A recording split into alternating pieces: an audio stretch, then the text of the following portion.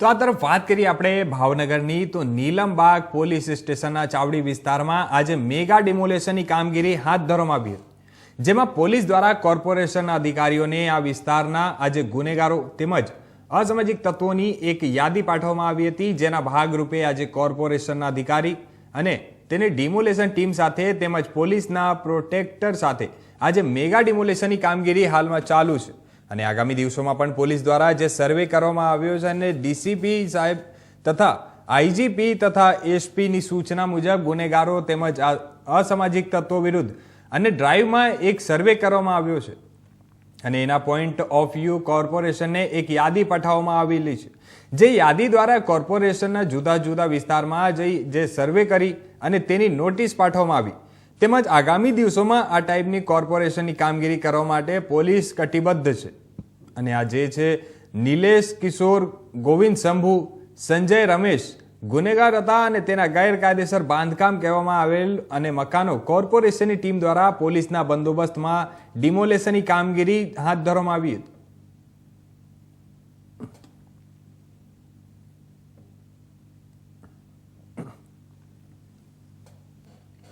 Nilambag police સ્ટેશનના Chawdi gate વિસ્તારમાં આજે મેગા ડિમોલિશનની કામગીરી હાથ ધરવામાં આવેલી છે, જેમાં પોલીસ દ્વારા કોર્પોરેશનના અધિકારીશ્રીઓને આ વિસ્તારના જે ગુનેગારો તેમજ અસામાજિક તત્વોની એક યાદી પાઠવવામાં આવેલી, જેના ભાગરૂપે આજે કોર્પોરેશનના અધિકારી અને તેની ડિમોલિશન ટીમ સાથે તેમજ પોલીસના પ્રોટેક્શન સાથે આજે મેગા ડિમોલેશનની કામગીરી હાલમાં ચાલુ છે. આગામી દિવસોમાં બી પોલીસ દ્વારા જે સર્વે કરવામાં આવેલા માનનીય ડીજીપી સાહેબ તથા આઈજીપી સાહેબ તથા એસપી સાહેબની સૂચના મુજબ જુદા જુદા ગુનેગારો તેમજ અસામાજિક તત્વો વિરુદ્ધ ની ડ્રાઈવમાં એક સર્વે કરવામાં આવેલા અને એના પોઈન્ટ ઓફ વ્યૂ કોર્પોરેશનને એક યાદી પાઠવવામાં આવેલી છે, જે યાદી દ્વારા કોર્પોરેશન જુદા જુદા વિસ્તારમાં જઈ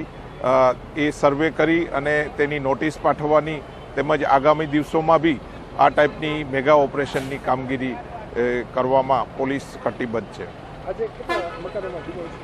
આજે જે છે નિલેશ કિશોર ગોવિંદ શંભુ સંજય રમેશ વગેરે ઈસમોના જે મકાનો ગેરકાયદેસર રીતે હતા તે કોર્પોરેશનની ટીમ દ્વારા પોલીસના બંદોબસ્તમાં